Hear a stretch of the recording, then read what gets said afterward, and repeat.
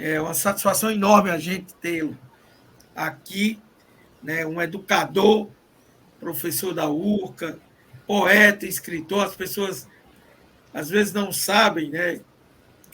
Tantas funções que a gente exerce e é um prazer enorme recebê-lo. E ele, Marcos, eu coloquei logo ele no ar, né? Que ele vai falar para a gente sobre a educação em uma sociedade que caminha em passos largos para a barbárie. E aproveitar o comentário que ele fez, Tancredo, como você vê esse vídeo inicial que a gente colocou do Rio de Janeiro, numa praia, e transferindo isso para os dias de hoje? Essa luta do povo parece que ela não tem fim, né, dos menos favorecidos. Aí o enfrentamento com essa sociedade é desde o princípio. Bom dia, seja bem-vindo. Bom dia e obrigado por estar aqui nessa TV, nesse local privilegiado, onde se comunica com inteligência. Muito obrigado, Sandro, obrigado, Marcos, obrigado, Jorge. É um prazer estar aqui. O vídeo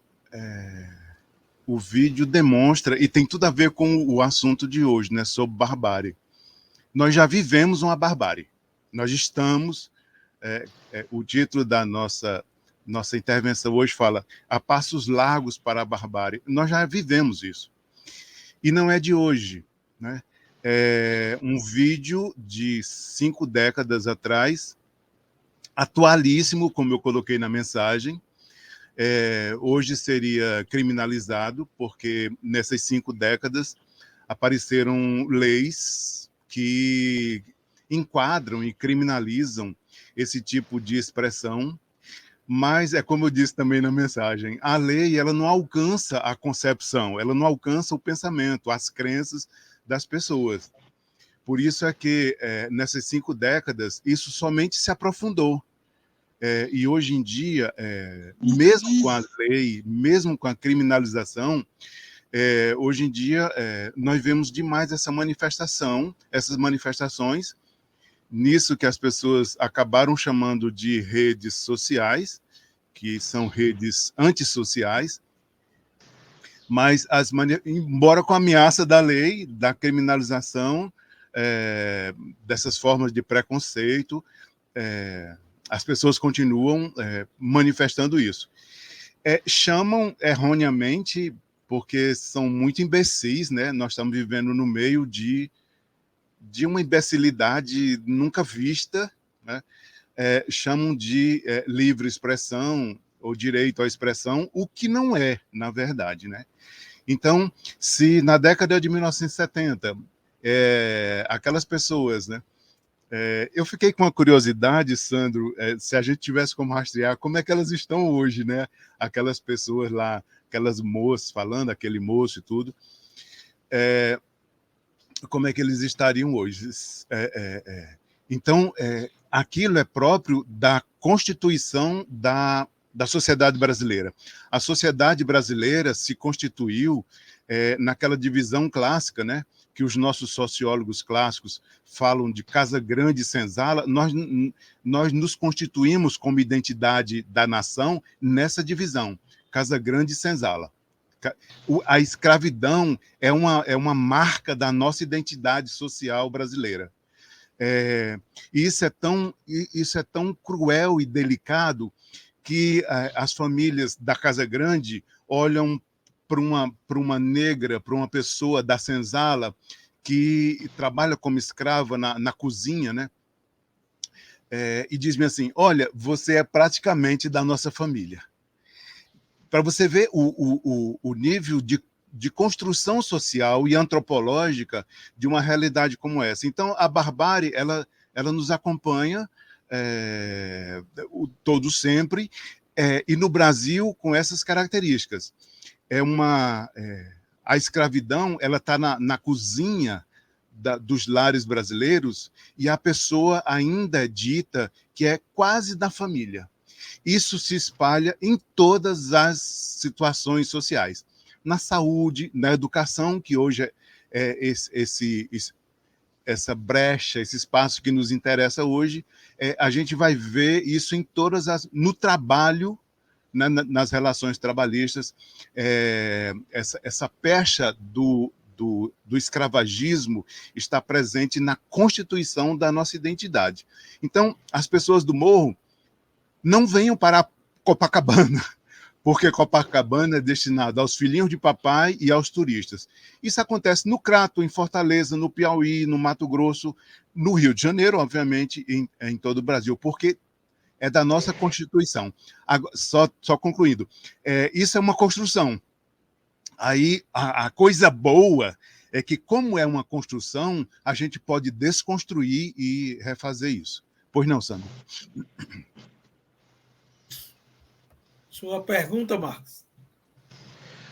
Tancredo, um prazer ter você aqui, uma mente brilhante, ativista, meu amigo de muito tempo, escutamos muitas músicas juntos, muitos LPs, né? Sim. Tempo bom aquele, né? E descobrimos ali, né, as rebeldias do rock, né? Dead Kennedys, né? Muito bom. E eu vejo, assim, que década de 70, né? Ali era década de 70, finalzinho da década de 70. E eu vejo que não mudou. A situação é a mesma, né? Nós fazíamos o maior esforço do mundo para comprar um LP, que já era caro, escutávamos na casa dos outros quando nós não tínhamos, fazíamos trocas, enquanto que eu tinha amigos que compravam para conhecer. E teve um deles que pediu um disco meu emprestado, eu o emprestei. Hoje, essa pessoa que eu estou falando é bolsonarista, por isso que eu estou trazendo essa história, né, do fundo do baú, que é quando você indagou como se nós pudéssemos rastrear o que seriam essas pessoas hoje. Todas elas bolsonaristas, todas elas fascistas. E eu me lembro quando essa pessoa pediu meu disco emprestado, aí disse que era para gravar, né? Gravar uma fita cassete. Aí essa pessoa disse desse jeito: olha, eu vou te emprestar esse disco aqui, mas tu tem o cuidado de não manchar? Eu disse: como? Não, você tem o cuidado de não manchar o disco? Eu disse: cara, ele já estava com o meu disco na mão. Eu disse: cara, me dê meu disco, porque tu já está manchando o meu disco e eu não estou dizendo nada. Então me dê o meu disco, leve o seu disco, que nem eu queria escutar, nem queria esse disco emprestado. E a partir de hoje, cara, não impeça mais. Eu sempre emprestava. Emprestava num dia, ele devolvia no outro. Com a fita gravada. Aí saía, né, esnobando a fita, aí que na época, o objeto de luxo da elite, da casa grande, era você ter um carro rebaixado, com tala larga, e um tremendo toca-fitas Rodstar, né?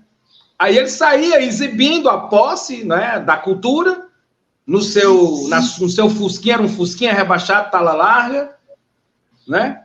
Eu disse: a partir de hoje tu não vai mais poder exibir as novidades não, cara. Porque tu tem o dinheiro, tu tem a posse, mas tu não tem a cultura para comprar. Tu só compra sabendo que é bom depois que eu pego no disco, cara.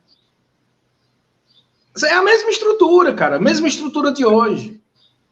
Mesma estrutura, como o Tancredo disse, olha, o Crato tem as suas zonas delimitadas, Juazeiro tem, Barbalha tem, Tambaú tem, seja lá qual for a cidade do Brasil.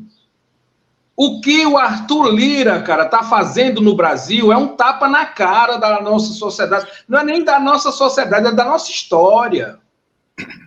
Da nossa história, né? Agora, aí feito esse parênteses, Tancredo, eu te pergunto, como é que está o ambiente universitário? nesse sentido? Ei, Marcos, aí eu acho que no campo da escolaridade, que a gente tem muito que conversar, inclusive é nosso tema hoje, né? Tem dois extremos, digamos assim, do percurso da escolaridade, tem dois extremos que são, eu considero os mais importantes. A alfabetização, a educação infantil, e a graduação, que a gente chama, no senso comum da universidade, chama de formação inicial, e a formação e a pós-graduação, que é a formação para a pesquisa. A educação infantil e os anos iniciais do ensino fundamental são os mais importantes. Esse período da formação humana, da escolaridade, é mais importante do que o doutorado. Nossa, e por que todo mundo pensa o contrário? Porque todo mundo pensa como manada, né? Eu penso divergente, né? E aí eu digo por quê? Por que a educação infantil, por que os anos iniciais do ensino fundamental, aliás, desde a creche, porque na nossa divisão, né, de educação nacional, de 0 a 3 anos, creche, 4 e 5 anos, educação infantil, ou chama de pré-escola, e a partir dos 6 anos, chama de ensino fundamental. Então, são 9 anos de ensino fundamental e mais 3 anos de ensino médio. E a essa modalidade, nossa legislação chama de educação básica. E aí tem educação superior, que é a universidade, a graduação e a pós-graduação. Por que educação infantil? E olha, Marcos, a educação infantil, embora ninguém diga, ou quase ninguém, não se discute, a educação infantil é a mais cercada, é a mais controlada, é a mais... essas instituições, institutos, fundações, esses bancos que têm fundações que dizem que se preocupam com a educação e criaram um lobby para dominar a educação no Brasil, desde dentro do MEC até as secretarias estaduais e municipais, esse lobby poderoso de gente muito rica, que você olha assim, o cara é milionário, bilionário, você olha assim, o que é que esse cara quer com a educação? Por que esse cara está preocupado com a educação das crianças? Porque é importante para a dominação a educação das crianças. Por isso que a educação infantil e a creche, a educação infantil e as séries iniciais do ensino fundamental, especialmente a alfabetização, é importantíssimo. Por que a gente vê uma senhora, né? Uma senhora que até votou naquele presidente anterior, que eu me recuso a dizer o nome, bem intencionada, senhora de boa família, né, do Crato, ela diz assim, eu estou sem fazer nada, eu acho que hoje vou abrir uma escola. Aí pega uma casa, aluga uma casa, ou tem uma casa ali, e aqueles quartos, uma sala, que era um quarto, transforma em sala de aula. Contrata umas meninas ali que não têm formação, ou às vezes estão ainda na graduação, para pagar R$400, e coloca um monte de criança dentro de um quarto com uma professora leiga, né, desqualificada. É esse o tratamento que se tem para a educação infantil. Mas por que faz isso? Não é tão importante, é justamente por isso. Para as elites, é importante destruir a educação infantil. É importante não ter uma creche boa, não ter uma pré-escola boa, e o ensino fundamental, que, como o nome diz, são os fundamentos, é importante que esses fundamentos sejam estabelecidos em bases muito fracas, muito débeis. É muito importante isso. Porque se a elite garantir que a gente tem uma educação débil, ruim, precária, infeliz das crianças, está garantido o futuro de dominação. Por isso que a educação das crianças é o estágio mais importante, mais difícil, porque é muito difícil fazer creche uma relação entre educar e cuidar. É muito difícil fazer pré-escola, que a finalidade da pré-escola, os 4 e 5 anos da criança, é preparar para a alfabetização, é preparar para o ambiente da ciência, da escola, etc. É muito difícil fazer isso. E é muito difícil colocar os fundamentos a partir da alfabetização, é muito difícil que eu diga é desafiador, não é dizendo que é impossível, é desafiador para a formação docente, para a formação do professor. E aí eu fiz toda essa fala dizendo da importância, do privilégio, da primazia que é educação infantil para chegar no que você coloca. E a universidade, que é o local de formação de professores. Aí está esfacelada. A universidade, desde a ditadura, da penúltima ditadura militar,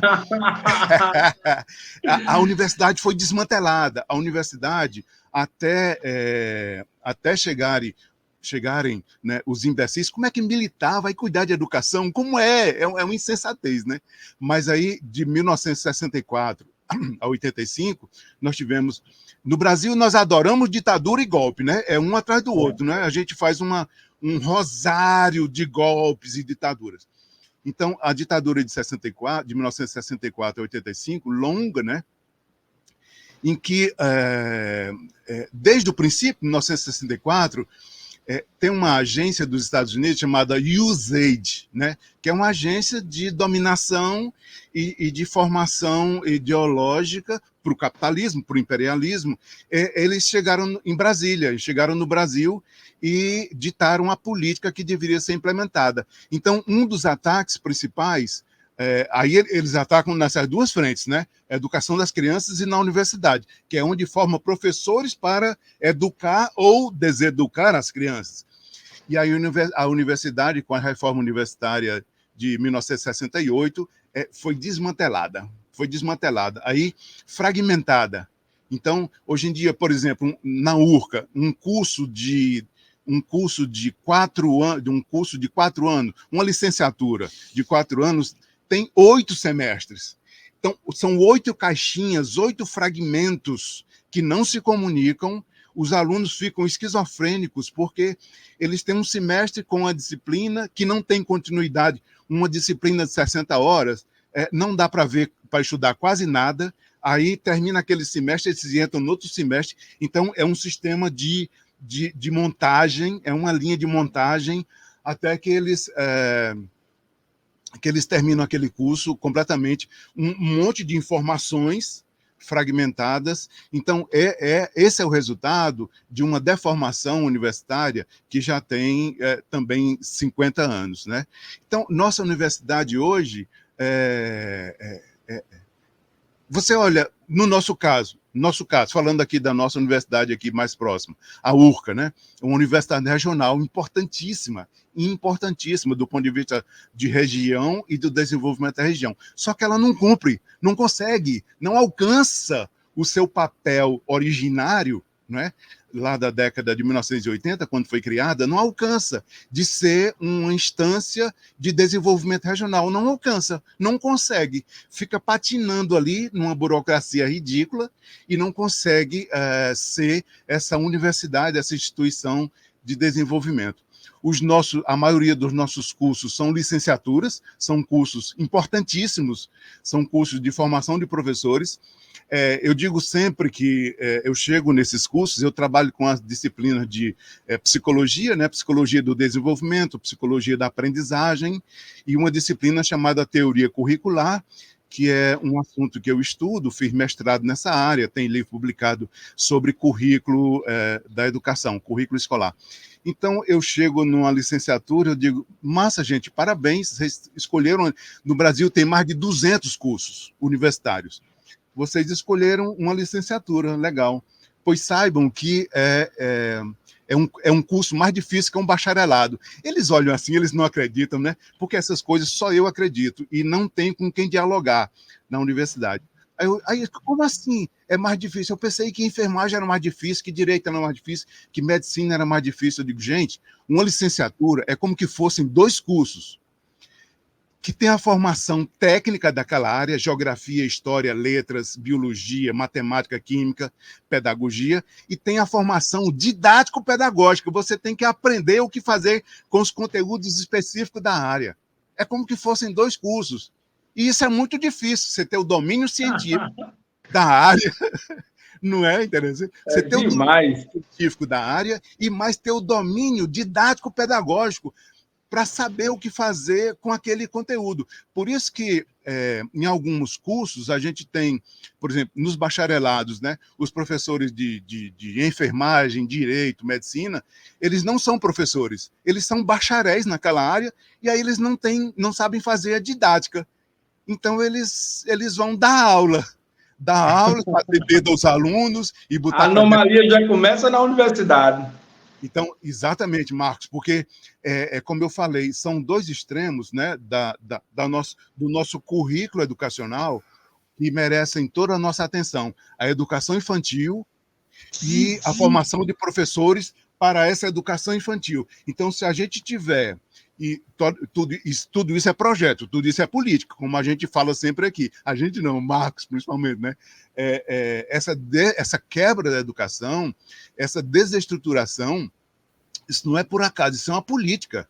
Então, se eu tiver um professor mal formado, deformado, isso está dentro da política de deformar as criancinhas para que elas não cresçam emancipadas, reflexivas, cidadã. Aí você me diz, nossa, mas não é tudo isso que a escola diz que faz. Faz não. É importante a escola dizer que faz isso. É importante. É importante. Então, esse é um assunto muito sério, é um assunto muito importante, e o nosso tema hoje, de a relação educação e barbárie, ele passa por isso, porque a barbárie, a gente vê, está na política, está na economia, está nas relações internacionais, está nas relações comunitárias, sociais, mas tem esse viés da atividade humana importantíssimo, que é a educação. E a barbárie da educação, aí a educação ajuda tanto a formar a barbárie como manter a barbárie. Esse estado. Esse estado. Tancredo, eu vou ter que me ausentar, porque eu tenho uma reunião do Conselho Municipal de Cultura, mas já fica aqui o convite para que você volte para a gente pautar essa educação aqui num programa bem específico, um programa inteiro só sobre isso. Vou me ausentar, mas vou ouvindo o programa. Muito bem, Marcos. Boa sorte lá na reunião. Valeu. Hoje tem muita coisa, porque toda a briga de 3% resultou em 1,13%. Hoje tem briga. Hoje vai ter briga. Exato. Porque cultura é importante. E é importante desmontar a cultura, porque aí a gente, olha, como a gente vê agora, sai na rua e vê esse monte de gente aculturado, imbecilizado. Então é importante para essas estruturas administrativas manterem a cultura na miséria, né? 1%, meio que isso é ridículo demais. Ridículo. Até mais, grande abraço a todos. Amanhã estamos de volta. Tancredo, tem uma pergunta aqui da professora Maria do Carmo, que ela diz assim, mas antes eu vou colocar aqui os comentários, né? Tem vários comentários, e um dos comentários aqui é o Paulo César, que diz assim: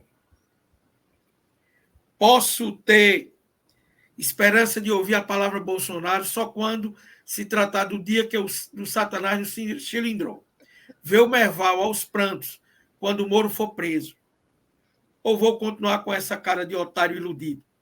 Aí o Amin diz: mestre Tancredo, aquelas moças dos anos 70 hoje estariam inflamadas pelas fake news fabricadas nos porões de Brasília, nos porões do Rio de Janeiro, sobre as digitais do Bolsonaro e dos generais. O Antônio Milton diz: gostaria de parabenizar o Jornal Espia Cariri por trazer personalidades ilustríssimas, como Tancredo Lobo, por nos mostrar cada vez mais que o processo discriminatório está presente no Brasil. Paulo César diz: tive a honra de comprar na Etc. os vinis do Rush. Massa. Hemisphere, Shows of the Hands, e o vinil capa dupla do Metallica, Justice for All. Né? E ele diz, esse com Sandro. Né? E aí o homem diz, será que os meninos gostam da banda Eagles? Dos Incríveis? Né? Também. E aí a nossa querida Maria do Carmo, ela traz um questionamento, Tancredo, que isso aí a gente vai convidar você outra vez para falar muito sobre isso. Mas ela diz assim, Sandro, já encontrei você na rua, indaguei e vi um posicionamento seu diante de uma fala num jornal um dia, você, Marcos e o Rafael, quando você disse que essa história do governo de educação integral era uma balela. Fiquei curiosa. Quando encontrei você na rua, você me explicou. Queria que você perguntasse ao Tancredo o que ele acha dessa história de escola em tempo integral, que não é nada em tempo integral, é simplesmente formar uma massa trabalhadora técnica e excluir as camadas sociais mais pobres da universidade. Será que ele acha isso? Maria do Carmo, tu pergunta e tu mesmo responde, né? Que massa. Mas sobre esse tema da escola, tem um tema da escola, tem um tema ligado à educação, à escola, à escolarização, que é muito importante, é muito interessante. Noutra oportunidade, a gente vai marcar sobre isso, que é o tema da desescolarização. Desescolarização. Não é um tema novo. Desde a década de 1960, diversos autores, como Ivan Illich, Paul Goodman, critica essa escolarização compulsória, obrigatória. Minha gente, de 0 a 3 anos na creche, 4 e 5 anos educação infantil, de 6 anos até 14 ensino fundamental e de 15 a 17 ensino médio. Se for para a educação superior, continua mais 18, 19, 20, 21, 22. Então, é muito tempo de escolarização compulsória. Minha gente, e é obrigatório. É obrigatório as famílias, as mães colocarem os filhos na escola. É obrigatório. Então, isso é para a gente fazer uma pergunta bem grande. Como assim é obrigatório a gente colocar a criança na escola? O que é que o Estado, as elites, o status quo, o que é que eles querem com isso, com essa obrigatoriedade de a gente colocar na escola? Então, esse é um tema muito interessante sobre a desescolarização, mas, noutra oportunidade, a gente fala mais sobre isso, inclusive tratando o que é isso, o que é essa crítica à escolaridade compulsória, etc. Maria do Carmo, sobre essa questão do tempo integral, para mim, que sou um estudioso da educação e professor, etc., e pensador, eu tenho a seguinte compreensão. Uma escola ruim, que a criança vai para a escola, digamos ali, de 7h30 até 11h30, dá 4 horas, né? Uma escola ruim, 4 horas durante o dia, já é muito tempo. Já é muito. Colocar a criança numa escola ruim, e olha, quase 100% é ruim. Porque há uma pesquisa sobre qualidade na educação, das quase 200 mil escolas que nós temos no Brasil, 0,6% atende aos padrões de qualidade.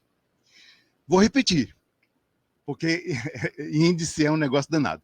De quase 200 mil escolas que nós temos no Brasil, 0,6%, não é nem 1%, 0,6% atende aos padrões de qualidade. Então, como é que eu vou pegar a minha criança e colocar num ambiente desse? Então, 4 horas, digamos que a criança vai pela manhã, de 7h30 a 11h30. Já é muito tempo para essa criança ficar num ambiente ruim. Ambiente barulhento, violento, muita aglomeração. Vocês já viram uma sala de aula? 30, 35, 40 pessoas. Pessoas mal formadas, pessoas doentes, porque os professores no Brasil estão muito doentes. E quem fala isso é a CNTE, a Confederação Nacional dos Trabalhadores em Educação. Eles fazem pesquisa periódica sobre a saúde, a qualidade, o bem-estar dos professores. Minha gente, 65% já foi agredido na escola. 85% estão doentes, com depressão, ansiedade, síndrome de burnout, né? São os principais acometimentos, os principais transtornos que os professores estão sofrendo no Brasil. Então, isso não é pouco, 85%. Dos que passaram por pesquisa, dos que responderam pesquisa, dizendo assim, olha, eu estou doente, eu já consultei um psiquiatra, um neurologista, eu faço terapia com psicólogo, porque eu não aguento. Então, porque a profissão docente no Brasil, ela é muito adoecedora. Olha, você trabalhar 3 turnos, a maioria trabalha 3 turnos, porque ganha uma merreca num turno, uma outra merreca à tarde e uma outra merreca à noite, para poder juntar os 3 e pagar metade dos boletos. Então, isso é adoecedor demais. Além disso, do salário ridículo, tem uma coisa importante, importantíssima, que é a desvalorização social da profissão. É importante. Aí você me diz assim, nossa, como as pessoas são más. Não, isso é um projeto, isso é uma política. É importante que uma profissão como a dos professores e professoras, é importante que seja socialmente desvalorizada. Por que isso? Porque senão os professores se acham. Se os professores fossem socialmente valorizados pelas famílias, pelas crianças, pelo Estado, pelos colegas, pelos outros profissionais de saúde, de assistência social, etc., de segurança, então os professores também se achariam valorizados.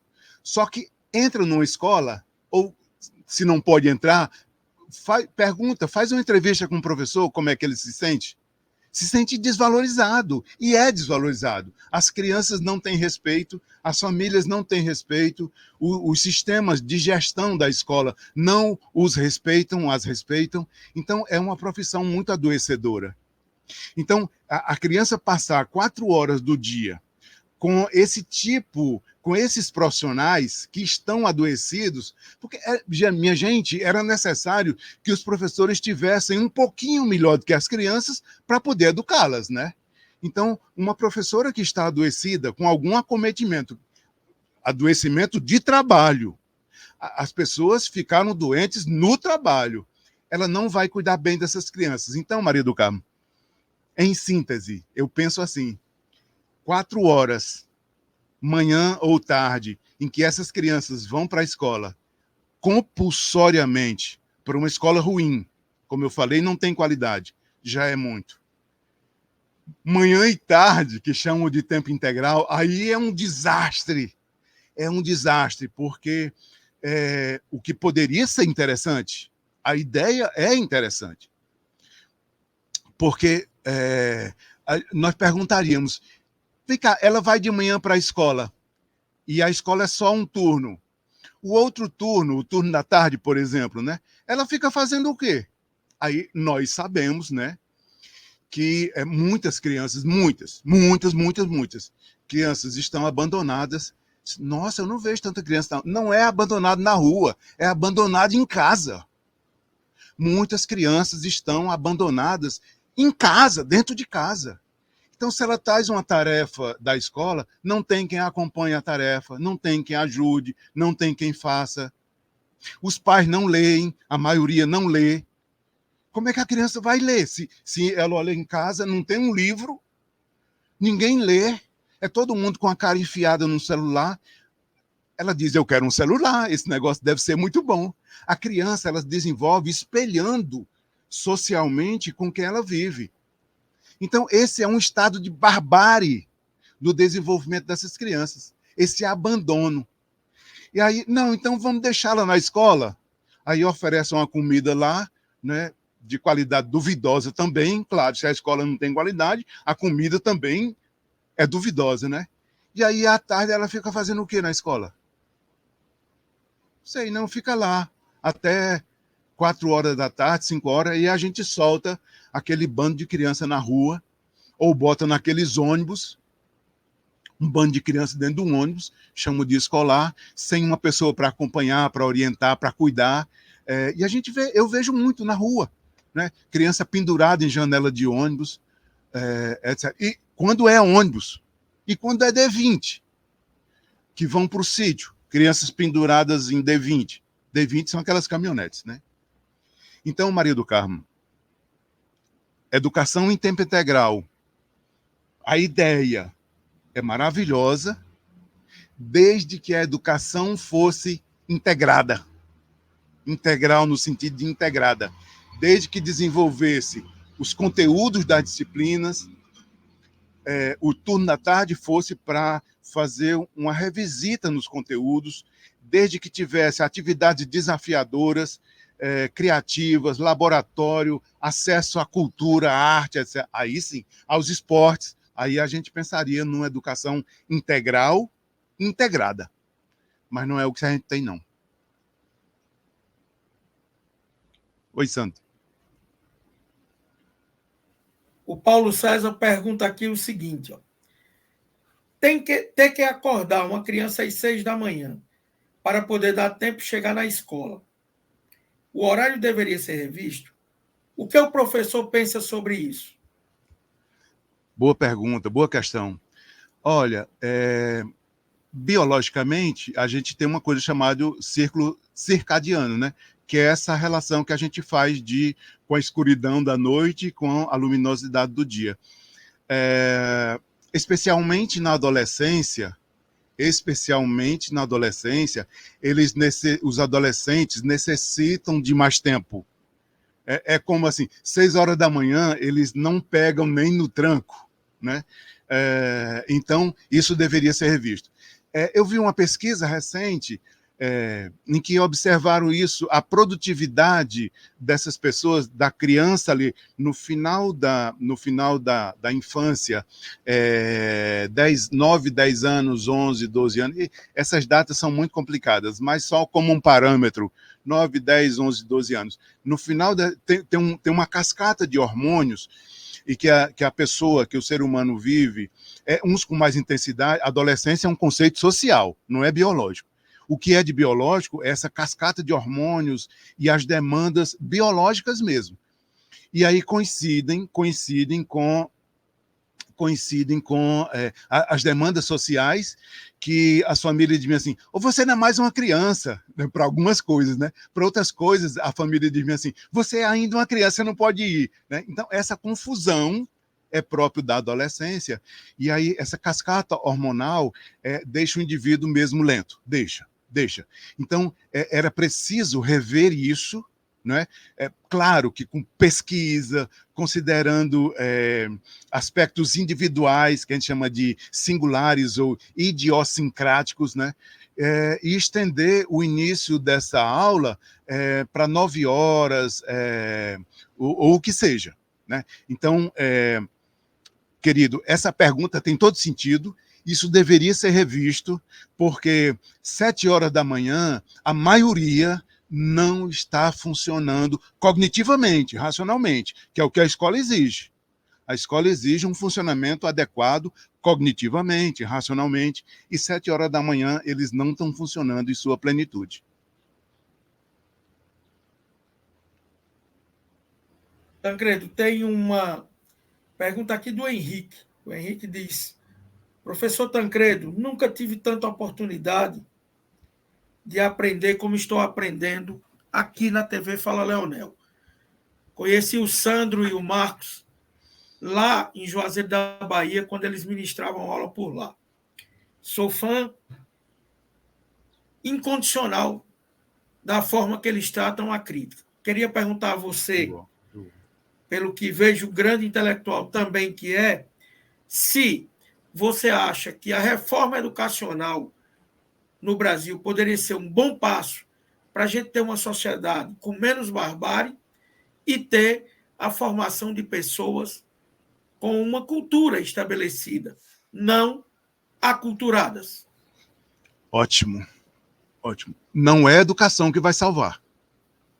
A educação não salva. A educação, a escolaridade. Educação tem. Vamos separar, né? Educação é tudo isso que a sociedade produz como cultura, isso é educação. Inclusive a educação escolar.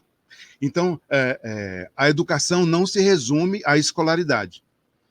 Agora, pelo que o Henrique diz, ele diz assim, será que a escola poderia ter algum... Tem. A escola tem um papel. Não é de salvadora, não é de redentora.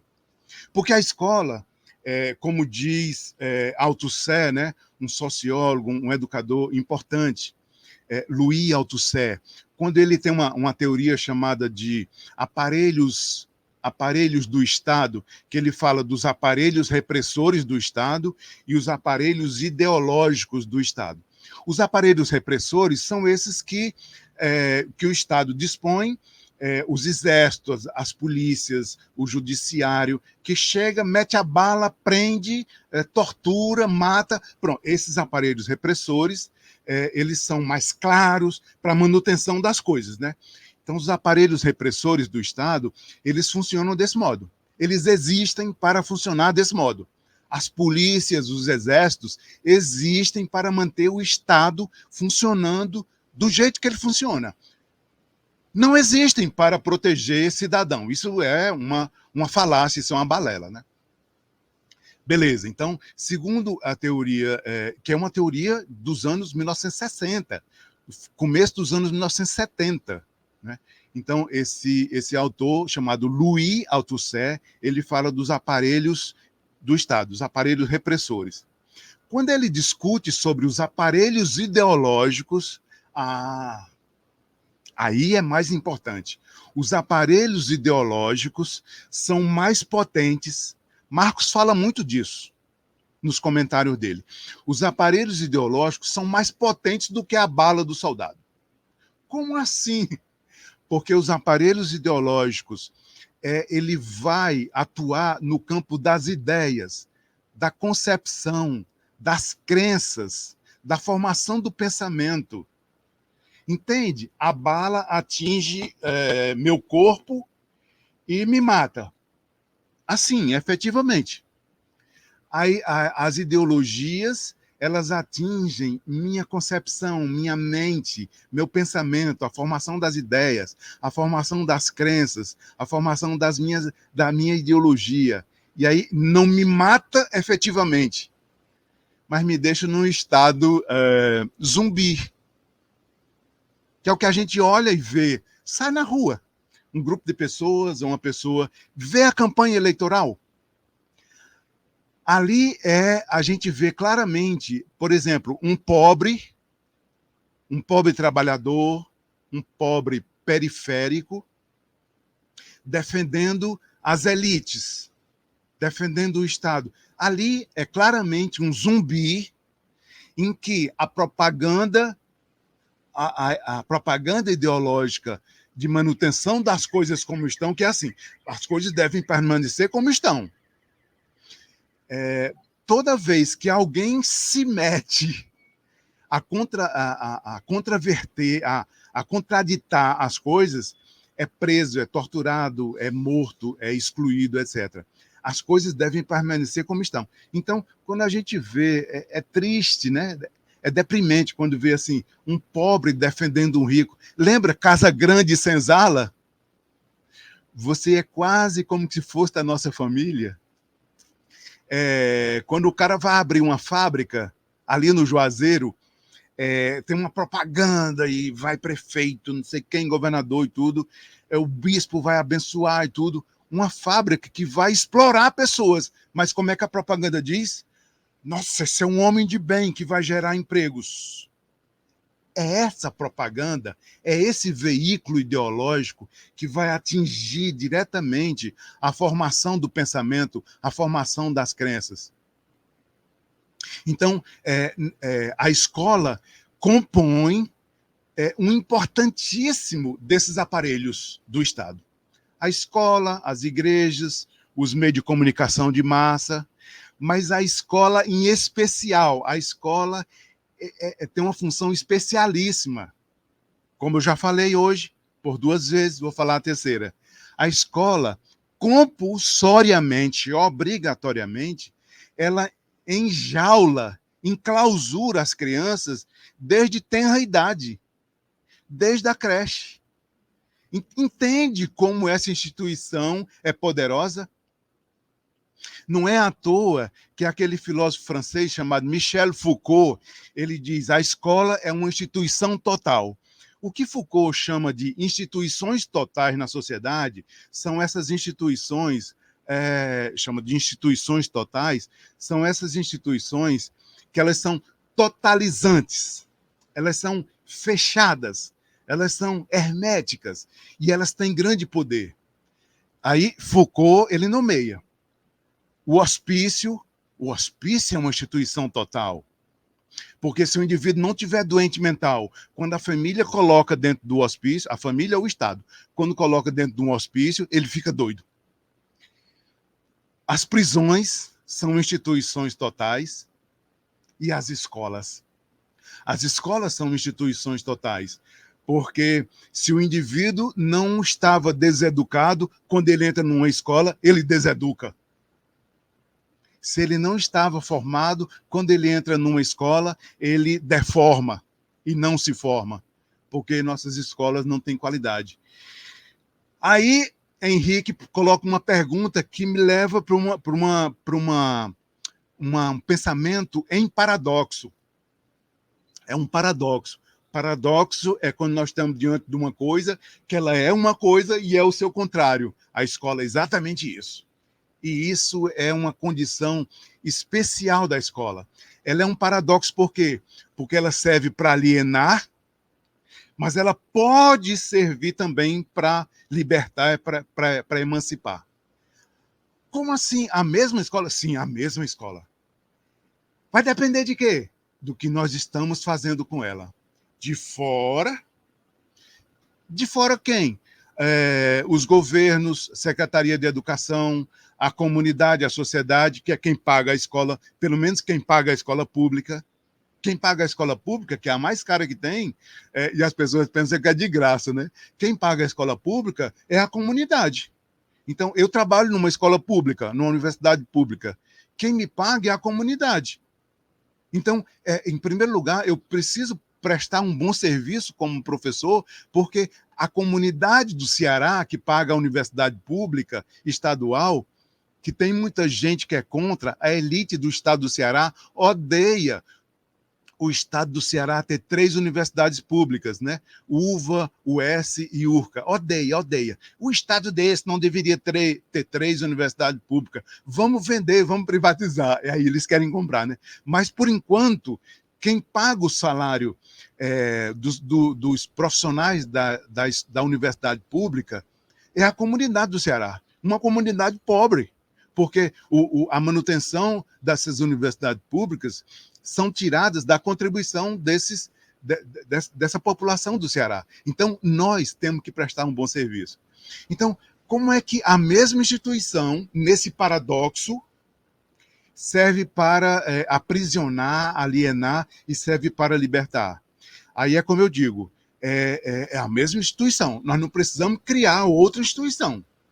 É a mesma instituição. Aí, os que estão de fora, comunidade, gestão, as pessoas, né, os contribuintes, e os que estão dentro.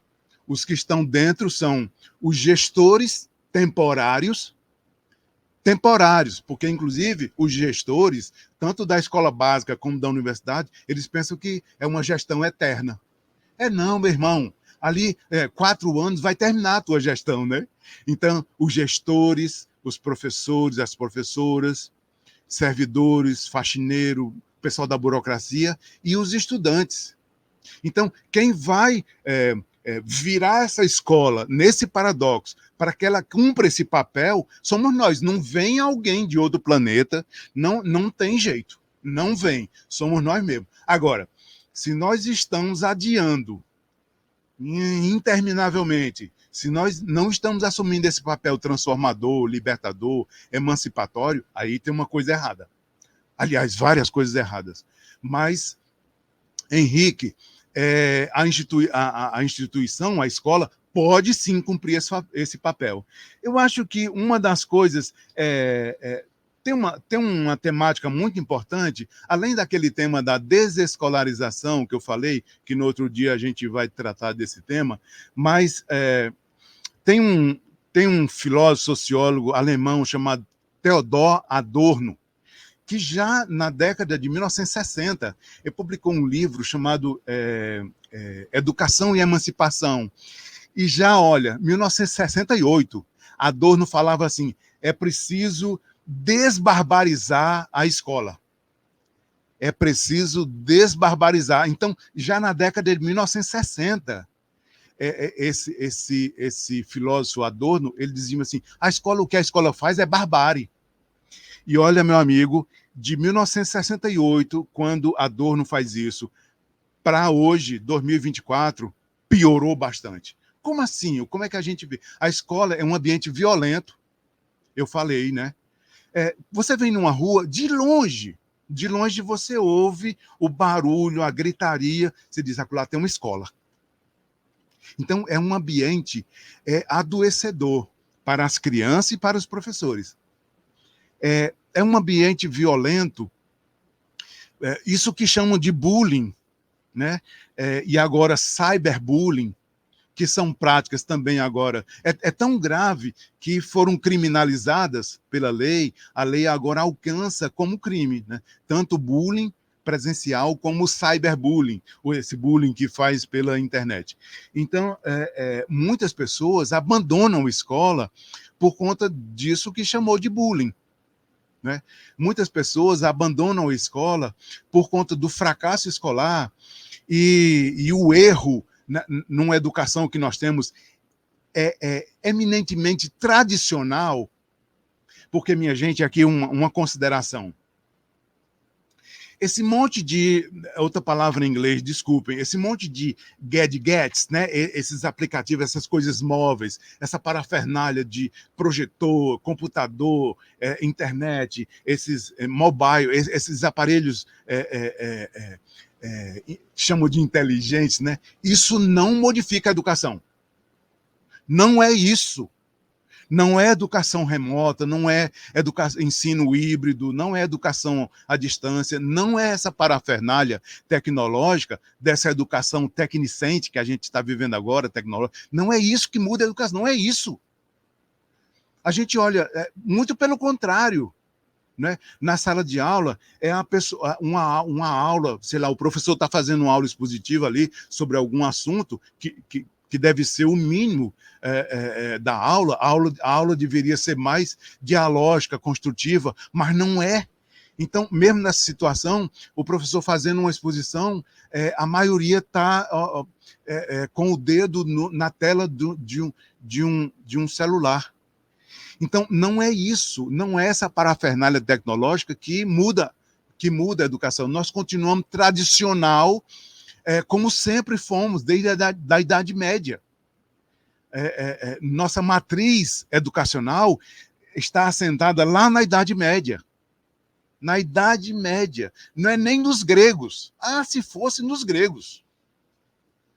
Não é nem na Antiguidade. É na Idade Média, em que a matriz era duas tendências formativas, que é a patrística, de formar padres, e a escolástica, de formar leigos. Nossas raízes educacionais estão assentadas nessas duas tendências, da Idade Média. Então, quando nós olhamos hoje uma educação tradicionalíssima, isso é uma violência. O nosso currículo, que a gente tem na nossa escola, tanto na educação básica como na educação superior, o nosso currículo é colonial. O nosso currículo é uma violência. Por exemplo, uma professora ou um professor chega numa sala de aula e dizer para a criança que Pedro Álvares Cabral descobriu o Brasil, isso é uma violência, isso é um colonialismo. Então, o nosso currículo, a nossa escola é cheia dessas violências. Tanto o bullying, assédio, com a violência curricular.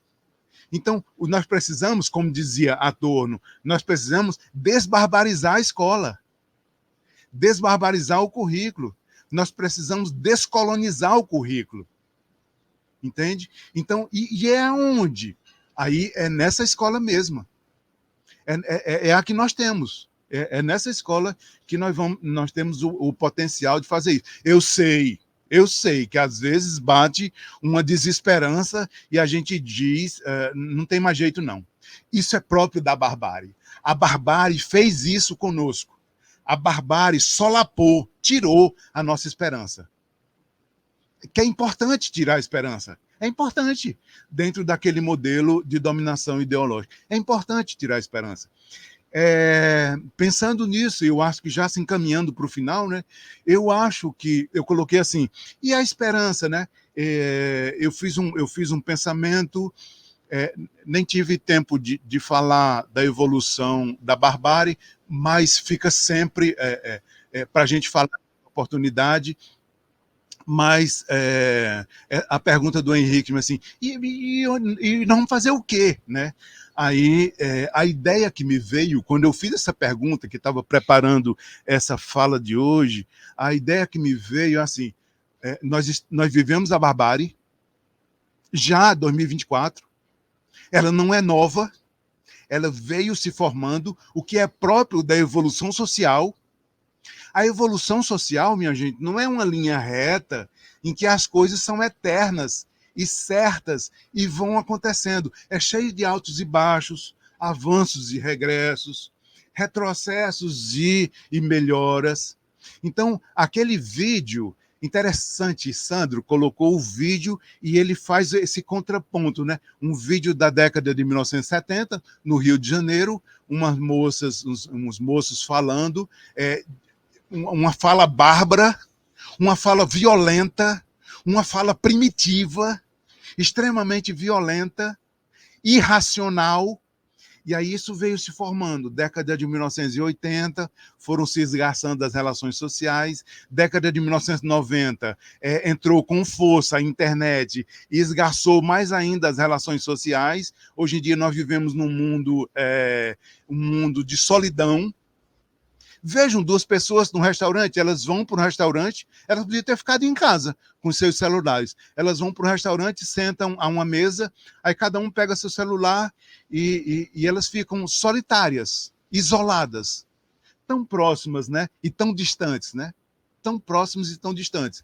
Um garçom serve uma comida, não importa o que seja, elas não vão comer aquela comida, elas estão comendo o que está ali no celular, é isso que elas estão comendo. Mas elas, enquanto isso, elas se divertem, se distraem, engolindo, não comendo, não se alimentando, engolindo aquilo que o garçom trouxe, não importa o que ele trouxe, não interessa. E aí depois elas pagam com um cartão, um negócio de plástico, que não é dinheiro, né? Porque o dinheiro colocaria na realidade, e elas precisam continuar nesse mundo de fantasia, que é o que o cartão de crédito faz, nos coloca num mundo de fantasia, né? Eu vivo isso.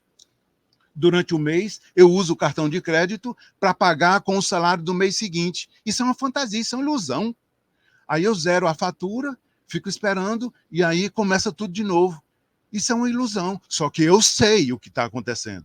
Eu tenho os pés no chão. E aí, mas muita gente não sabe disso. Muita gente não sabe disso. Então,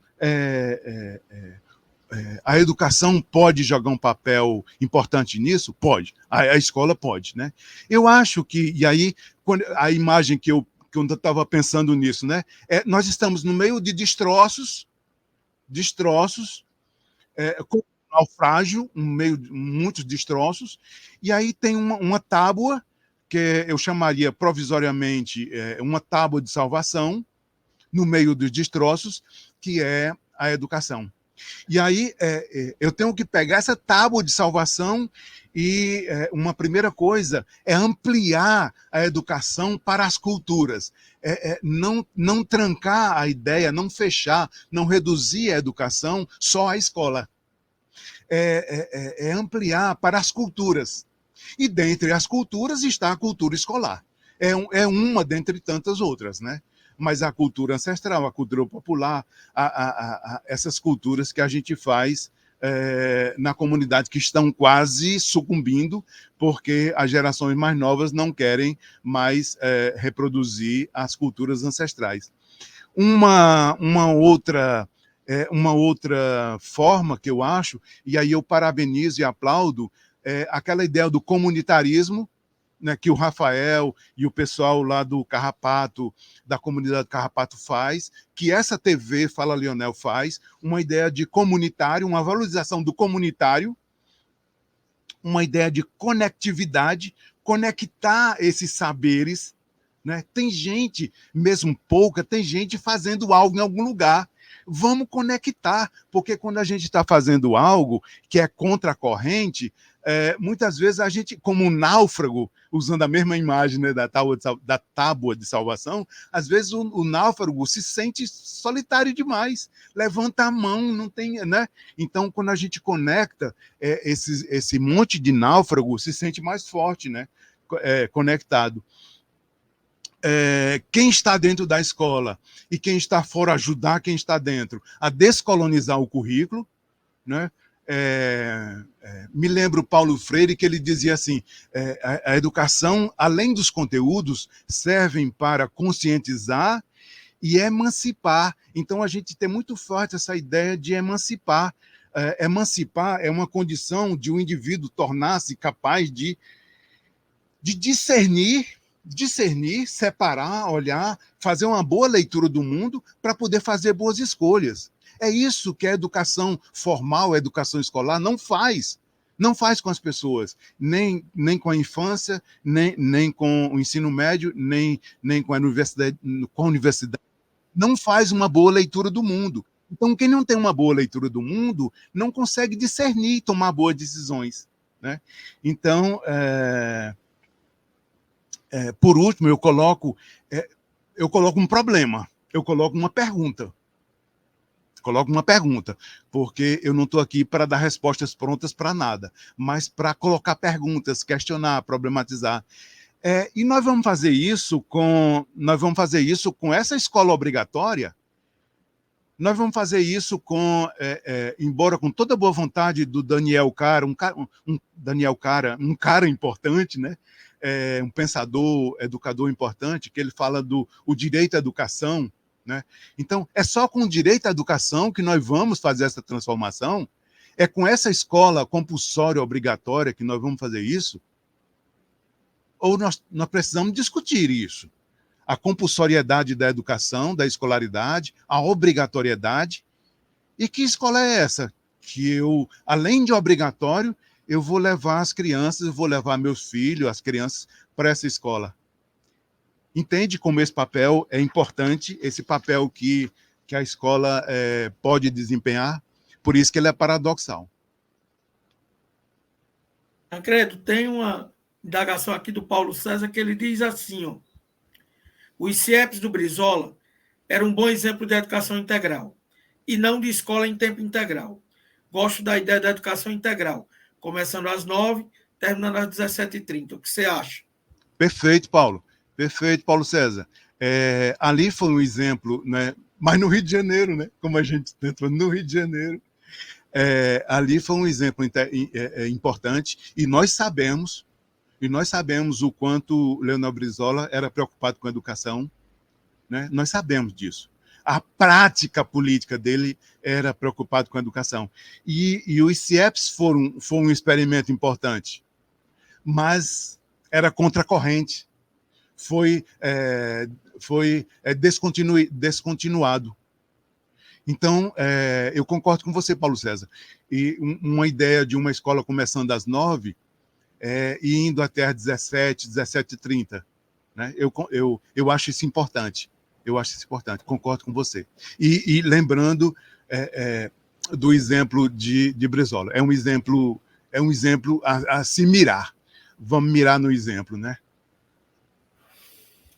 Tancredo, queria agradecer demais a sua presença. Tem muita mensagem aqui, muita gente sugerindo pautas. Conversarei com você sobre elas. É muita coisa que a gente precisa discutir. E o nosso compromisso da TV Fala Leonel é trazer essa informação. É a informação que o grande público e a grande mídia não quer, que é promover a educação de forma consistente e cotidiana. E educação é isso. O que você falou aqui em 1 hora é muito mais do que uma semana de aula em escola em tempo integral do Ceará. Muito mais. Porque desperta um todo. Eu, como professor educador, sempre tive essa preocupação. Eu venho de 2 experiências, escola pública e escola particular, e a mercantilização do ensino é algo que sempre me preocupou. O resultado sem uma análise do que é esse resultado. E eu me preocupo muito com isso. Agradecer demais sua participação e suas considerações. Sandro, eu que agradeço. Eu agradeço essa oportunidade, desse diálogo, mesmo à distância, com as limitações dessa maquinaria, né? Eu tenho esperança que um dia a gente se encontre, eu e os nossos interlocutores, né? Os meninos, as meninas que participam sempre tão decentemente, né? Porque são perguntas decentes, são participações, considerações decentes. Dá gosto a gente participar. Muito obrigado, estou muito feliz dessa oportunidade e me coloco à sua disposição para outros diálogos. Bom dia, minha gente. Um abraço. Obrigado a todos, todas e todos. Amanhã estamos de volta. E amanhã, Tancredo, nós vamos ter aqui a presença de várias comunidades, explicando o que é que está acontecendo nessas comunidades. Show. Grande abraço. Beleza.